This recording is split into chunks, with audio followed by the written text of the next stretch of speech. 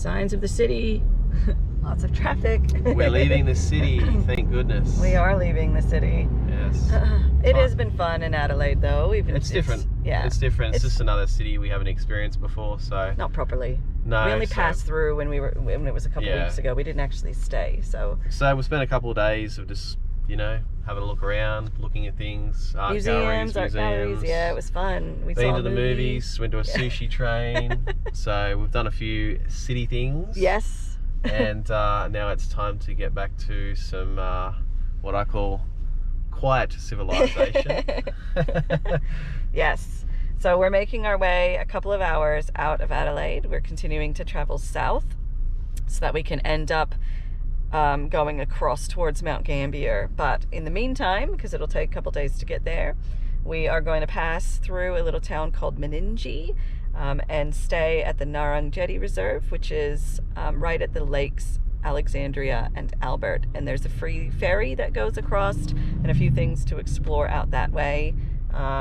There's a pink lake that we're going to be driving by, although I hear that it might not be super pink at this time of the year. We'll see what it's like anyway. We're So, passing past, so we're going to check it out. So we're going to just chill there for a few days. That's off grid and it's totally free. And, you know, so we've got a few back-to-back kind of free camp areas until we get to Mount Gambier. But it should be good. The weather is beautiful today. The rains, we're only here for, you know, for just that short while, pretty much just yesterday. Very comfortable 15 degrees. Yeah, so. It feels warmer than 15 degrees. It does. Because the sun is out and it's just quite nice. So blue skies. So I think we're in for some nicer weather ahead. So, all right. Fingers crossed anyway. Fingers crossed. Okay, so we'll, you know, if there's any good points of interest along the way, we'll stop and film, other than at, you know, the Pink Lake, and then. I'm hoping I couldn't get the drone up in the city because where we were staying at the Big Four, it was authorization zone for the airport. It's right next to the airport. So I couldn't put the drone up to kind of show you guys, but when we get out to the lake area, I'm hoping I can get the drone back up in the air. Yeah. And get some more good footage again. Yeah. All right. Well, it'll be good to get some of this traffic to go away. And, tell you what, but I like looking at these like tree stars. Yeah. I reckon it'd be amazing here in autumn where they're just kind of dropping all over the road. Yeah. Yeah. Adelaide is a very pretty city, and you know, despite its busyness, it doesn't feel as busy as other cities like Sydney and Melbourne. So it's been rather pleasant to come, you know, to have to drive through. One other thing I do want to mention that I forgot to say before, we've really, really loved just like all of South Australia, you know, even Adelaide when you compare it to other cities. But I found the first thing yesterday that I really dislike about Adelaide. In the entire of Adelaide, I don't know if it goes out into the regional areas too, but certainly in Adelaide City, every Coles and Woolies shuts at 5 p.m. on Saturdays and Sundays, which just was crazy to me because people are out and about. I mean, that's like prime time. People that want to stop in and get something quickly before they go back home to make dinner, you know, but they were all shut. So, and we needed to kind of stock up on some groceries because we knew we were leaving today and we're going to be, you know, off grid for 3 days. So then we had to go to the Foodland, which is, you know, a brand that's owned by the IGA, you know, company. So they're all open. They're open till like, you know, 9 p.m. or whatever. But yeah, on Saturdays and Sundays, you cannot get groceries after 5 p.m.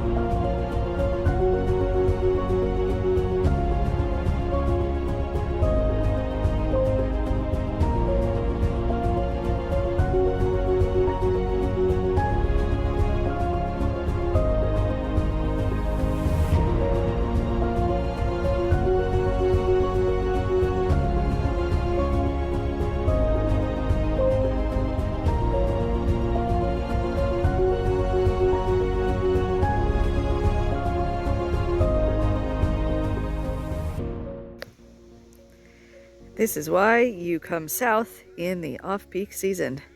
We have this whole free camp area to ourselves. It is right next to the lake where we can do fishing and just chill out. Andrew's over there right now. How's this spot, eh? Beautiful. Yeah, it's pretty good. Nobody here. There is literally nobody here. We found one spot where people have obviously had a fire, so that's where we've chosen to, oh hello. That's where we've chosen to set up. The wind's just picking up a little bit at the moment, but that's because we keep getting these random pockets of rain and it comes and it goes. But I mean, the sky is blue on that side and it's also blue on that side, so it's not cold wind. We're right next to the ferry. You might see it way off in the distance over there.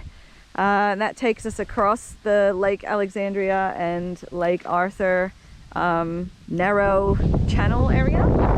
We got some drop toilets over there, probably the cleanest drop toilets I've ever been in, and some picnic tables. And there's also a dock, which we're going to walk around to in a second, that seems to have a large population of pelicans and seagulls and other, you know, marine birds wanting to live on it. So this is a pretty good spot, total free camp.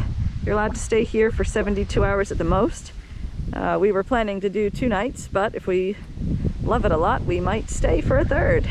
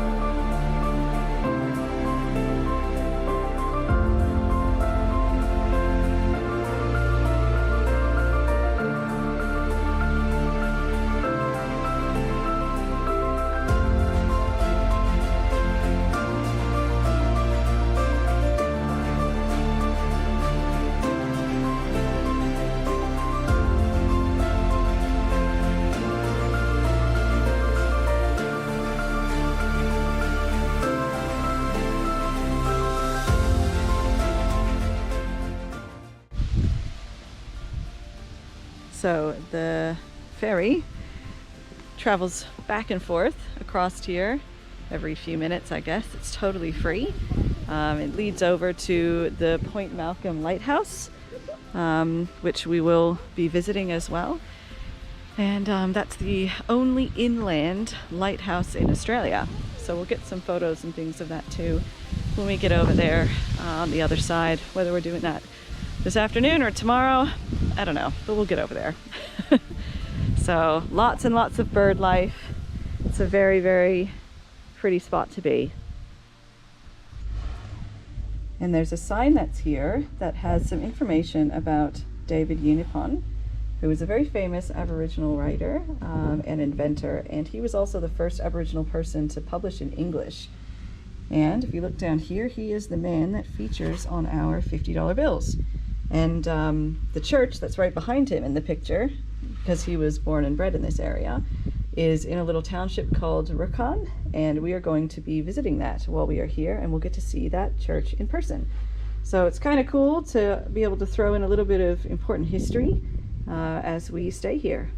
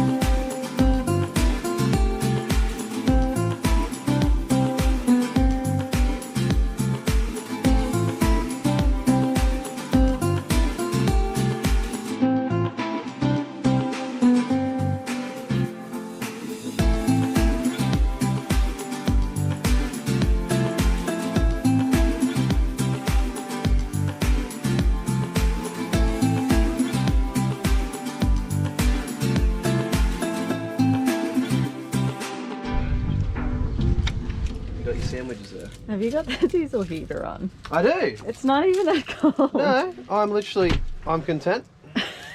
Are you getting your rods all set up? I'm getting my rod set up. Yeah, I know where you're going to be the next 2 days. Well, hopefully you'll be able to get something. I'm hoping I might be able to get a nice flatty or something. Oh, okay. Well, I don't know what's in this lake. We'll see. I'm just setting up my flick stick. All right, well, let's have some sandwiches and lunch, you guys. You hungry? Yeah. Okay, we'll do that. Andrew's got himself all set up on the dock doing some fishing, so let's go see if he's having any luck. How's he going over there? He hasn't got anything yet. Hasn't got anything yet. Yeah, not yet. Well, he's only just kind of started. Nothing? Getting any nibbles? Got a few. A few nibbles? Yeah. Got a few hits every now and then. Every now and then? Well, should be able to get something, hopefully. Little tinge of blue. There's an edge there, Andrew. Would not be funny. I would laugh. Sure you would.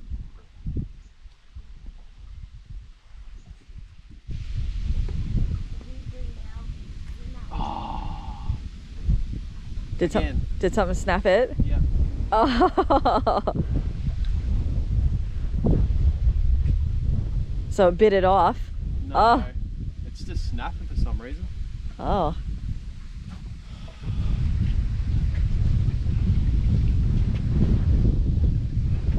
How's this for a location, eh? How's the serenity? Oh, the serenity. It's just like an advertisement. We've got the campfire all ready to go to light it up. It was windy before, and now there's virtually just this tiny little breath of wind. Sunset starting to happen. It's lovely. We've got this beautiful green grass. It's just, yeah, it's a lovely location. So we'll take you a walk over to the dock area where I was having a little bit of a fish before. No luck. I got bitten off a couple times, but after a bit of a phone call to a mate and then realised what actually is out there, big Murray cod, I had no chance. So we'll leave that one to somebody else that's got the right setup than a saltwater setup like me. So.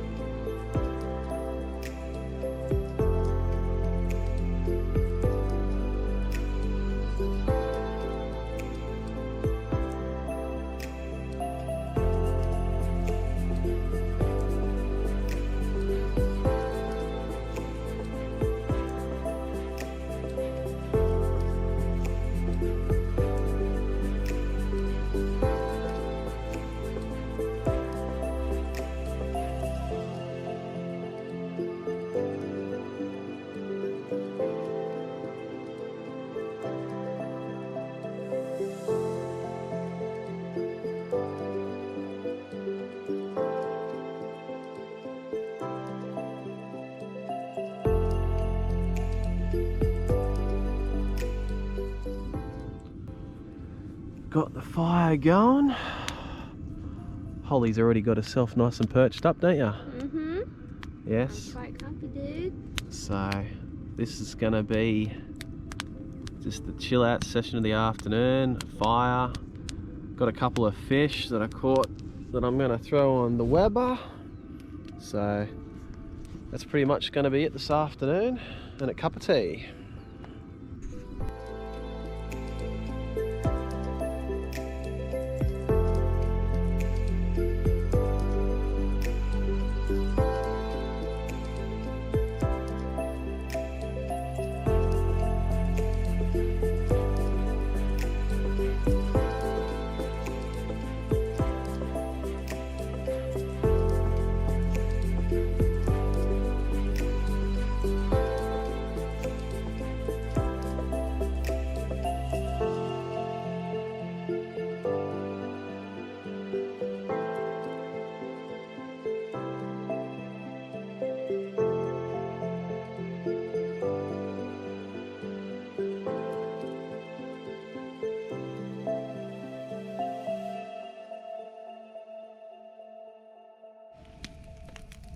Ah, this is living.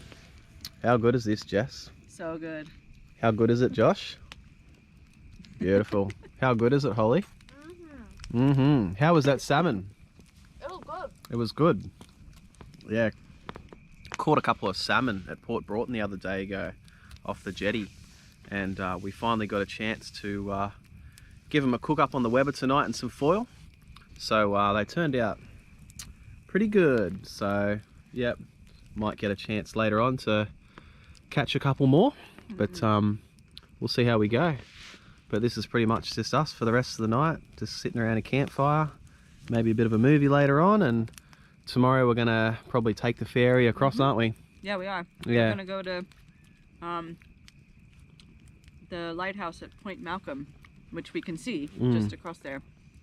Only inland lighthouse in Australia? Yeah, and I said that earlier in the video. They'll, but yeah, because we're not actually at the ocean. No. We're at lakes. Yeah. So yeah, that'll be cool. I look forward to going over there. Yeah. Shall be good.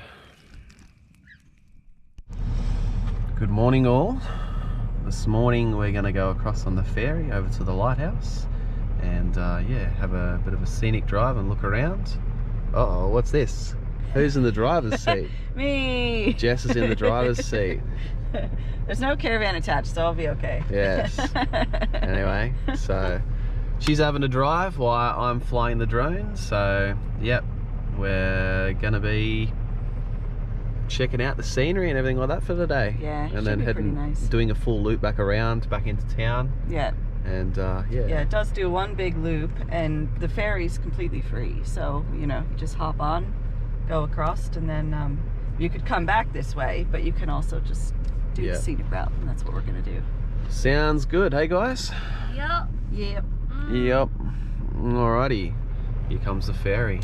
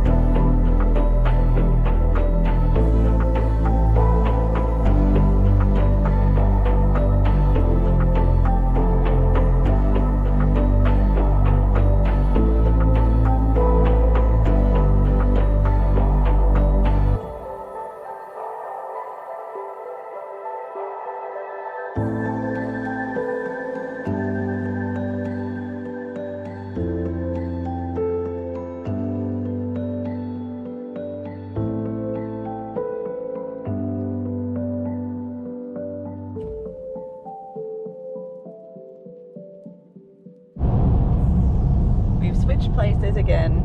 Yes, we have. Back where you belong. Yes. We were a bit disappointed that we went to go into the lighthouse area because we could see the road, and there was a gate and it says private property. So obviously somebody lives there and you can't actually go right up to the lighthouse. But we can see it from the other side of the lake where we're staying. I've been able to zoom up to it with the camera.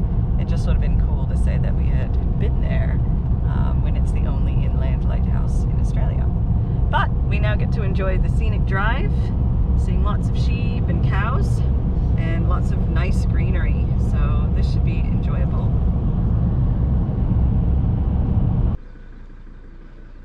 Look at all these sheep.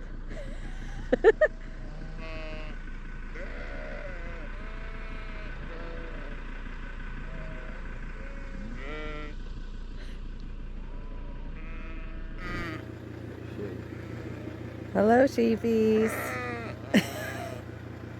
I don't have anything for you. Hi, sheepies.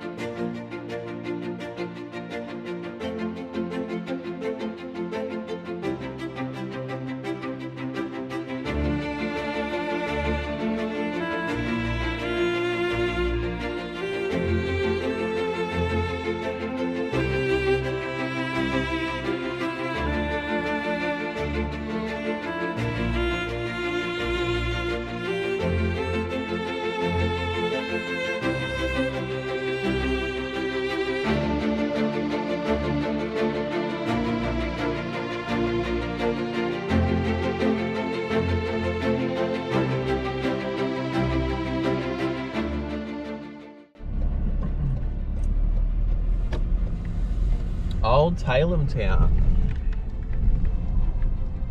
On a bit of a whim, we are now coming to Old Tailem Town. It is Australia's largest pioneer village. In fact, it's the largest in the Southern Hemisphere, with almost 115 old and authentic buildings across 15 streets. This should be pretty fun. And it was only 20 kilometers down the road from where we were. So we are going to do this. We didn't flip a coin, but we almost flipped a coin to come out here and have a look. Yes, once we saw how close it was, we were like, yeah, let's go do that. You guys excited? Mm-hmm. Yeah. Yeah, want to do Old Tailem Town? Yes. Back home we have a place called Timber Town, and it's much smaller than this, and we really enjoyed that, so I think we're going to enjoy this one too. And we start at the cemetery.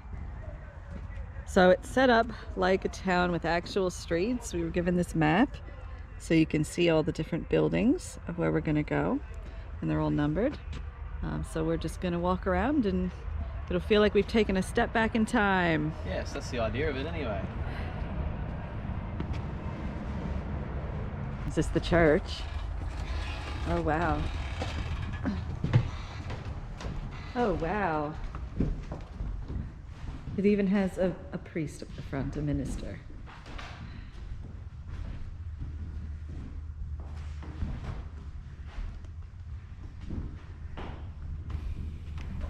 Smells cold and old.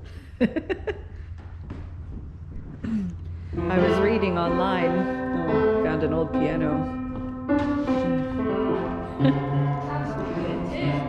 I was reading online. Shush you, I'm trying to talk. Anyway, I was reading online that the owner of this property decided he wanted to set up a pioneer town, and the buildings that are here, they like weren't already on the property. He had them transported here, some of them more than 100 years old, so that it could set it up so that it would look like an old-time town. And I just thought, man, that's crazy, like the expense of doing that just to create a village, you know, an old-time village for people to enjoy and appreciate the past. So this church, I'm sure, would have had to have been shipped over here or transported from wherever it was from. And it seems like everyone's gone back here. More pianos. Yep. It's a piano storeroom. Actually, I think they're Organs? They're organs, not pianos. Yeah. The other one was a piano. Yeah.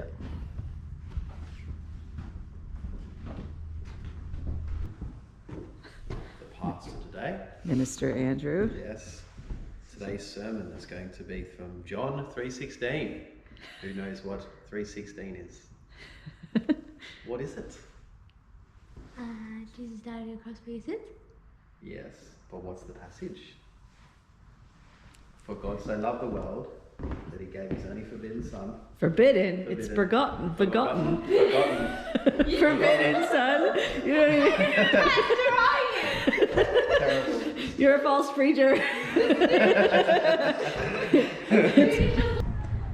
Undertaker and coffin maker. Guess you'd need one of those too in your town. So you got any coffins on display? Nah, he's got to do one leg missing. Oh, Dead.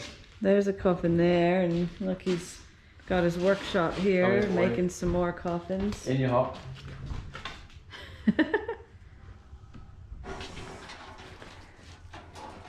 A one-roomed house. Everything, bedroom, kitchen, your baby, all in the one room. We are so spoiled. Yeah, I know.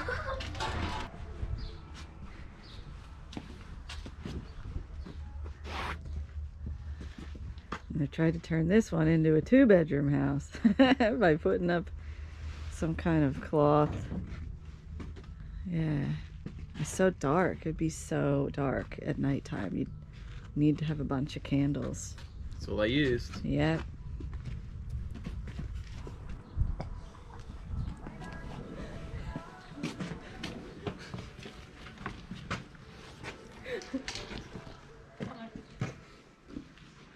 Now Now this one has multiple rooms. And it's a stone house. It's got its own like master bedroom.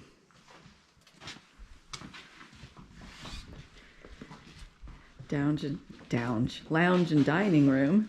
Who can't speak now? Oh, and then this is the main. Wow, it's got 4 rooms. This is way bigger than it looked. It's even got an old-timey fridge. I wonder if that's what they would have had. Separate room for the kids to the parents.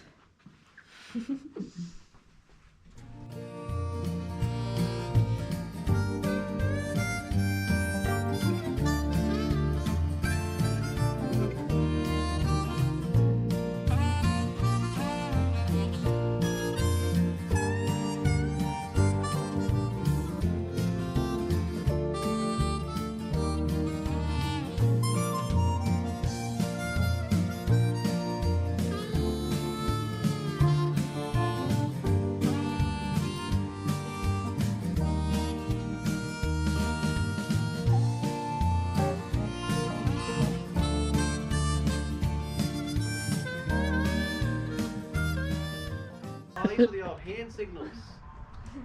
Oh, what? That's so We're cool. going to the right, everybody. And then it had the whole stop, and then you pulled it. Well, yes. You're gonna break it. No, I'm not gonna break it. But it's stop, and then it's should be go. Yeah. Turning. That's cool. Oh, wow. Before indicators. The old girl would probably fire up straight away. Yeah. Sure. It's a shearing shed. It was a shearing shed. Well, it's because there's the shears.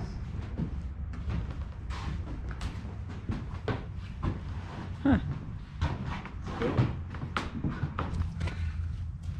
What's this one? Slaughterhouse. Slaughterhouse. Yeah. Oh, wow. Oh, it says it, yeah, over there.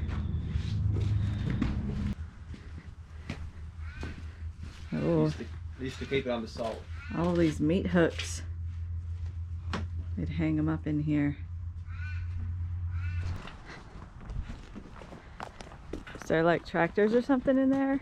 Yeah, tractors and a bunch of things. An old Fordson Major in the corner. And one of my favourite old tractors, Land's Bulldog.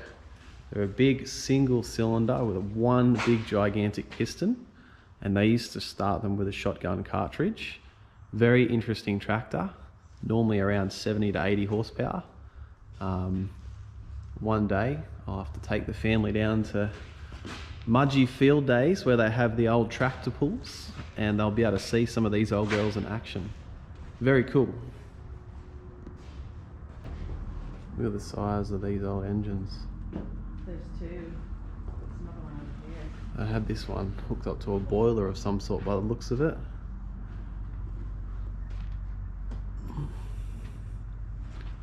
I wonder what they were in. I don't know, but here's like That a is, control panel. it looks like they obviously had them to work their machinery. Or it could have been, yeah, no, it was done up as a generator. The end piece is a generator. Yeah. So they had this old girl on running as a generator.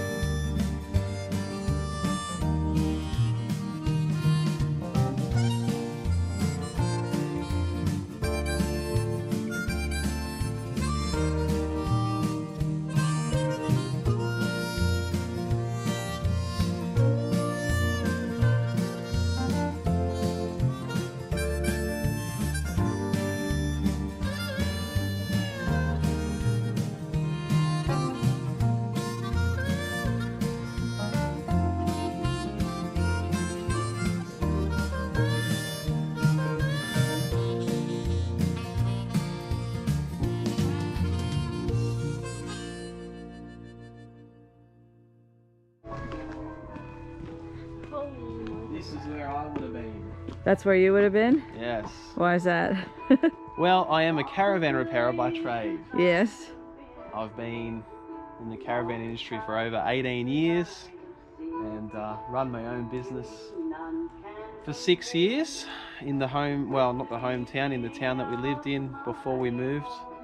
And so yes, this is my profession. Yes, So- we found the caravan section. Yes. I think I like our caravan better. It's just a little bit more modern.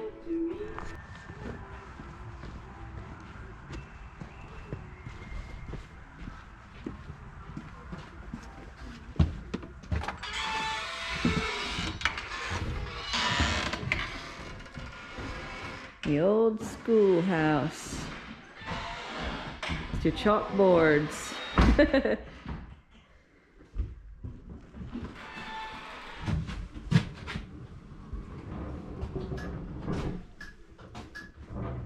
In the telephone exchange.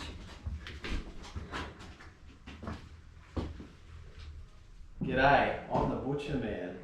Oh, can I please get a dozen pork sausages? I guess so.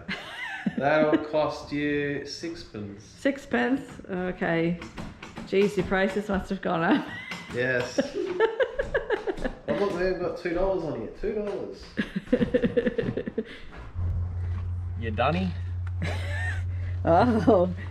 You feed your redback spiders at the same time while you're doing your business? Anyone need to go to the toilet? There's one right here. I'm gonna hold it. I'm good. Pretty sure this is the hospital.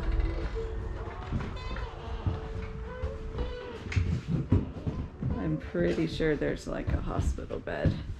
Yes, look, see? Oh, old surgery. So if you'd want to have surgery in this room. Looks very sterile. All in the patients. Recovering. Not much has changed. They still cram as many people into a bedroom as they can, even in modern hospitals.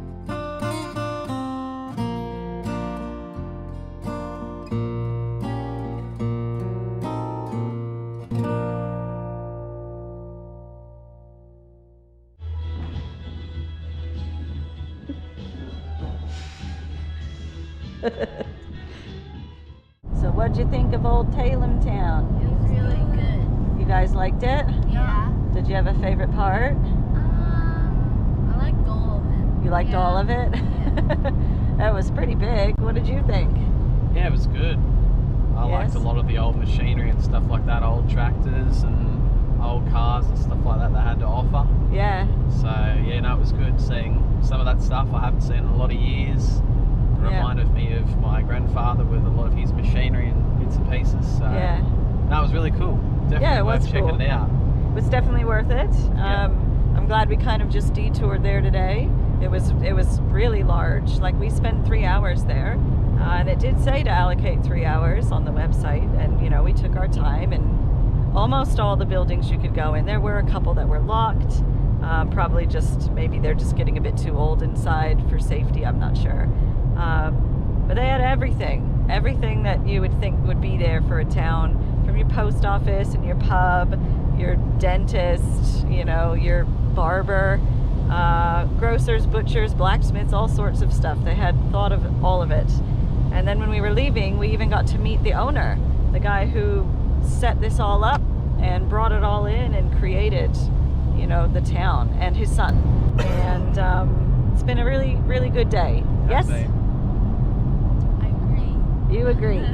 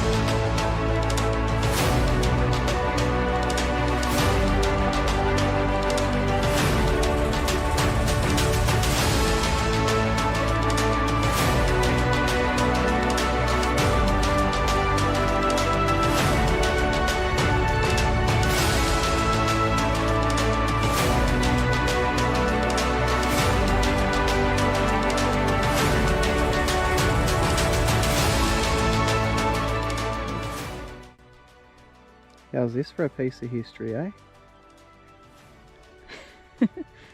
That's the church on our $50 notes. Right here. Right there. In the flesh. So this is Raukkan, a small Aboriginal community where David Unipon was born. And so we thought, since we were this close, Check it out. to something, so historic, that's literally on all of your money, you know, all your $50 bills. You probably never have noticed it before, but that's it right there. So unfortunately, I don't think we can go inside. No. But still, it's cool to come down here and be able to see it.